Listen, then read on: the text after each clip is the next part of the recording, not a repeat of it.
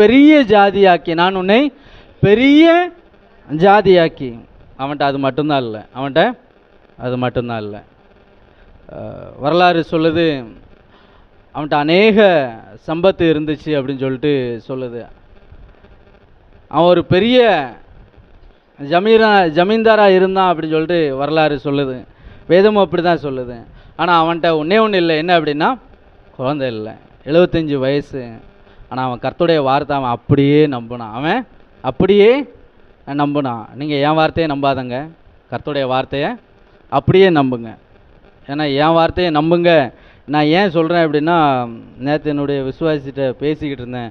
அவர் கொஞ்ச நாளாக வந்துட்டு அவங்க தாத்தா ஊருக்கு போயிருந்தார். அங்கே அவருக்கு தெரிஞ்ச பாஸ்டர்ஸ் ஒருத்தர் சொன்னார், உனக்கு அல்சர் இருக்குல்ல, ஒன்றும் பரவாயில்ல, ஜோம் பண்ணு, எவ்வளோ உரப்பு வைக்க முடியுமோ வச்சுட்டு ஜோம் பண்ணி சாப்பிடு, அது சரியாயிரும் அப்படின்னாரு.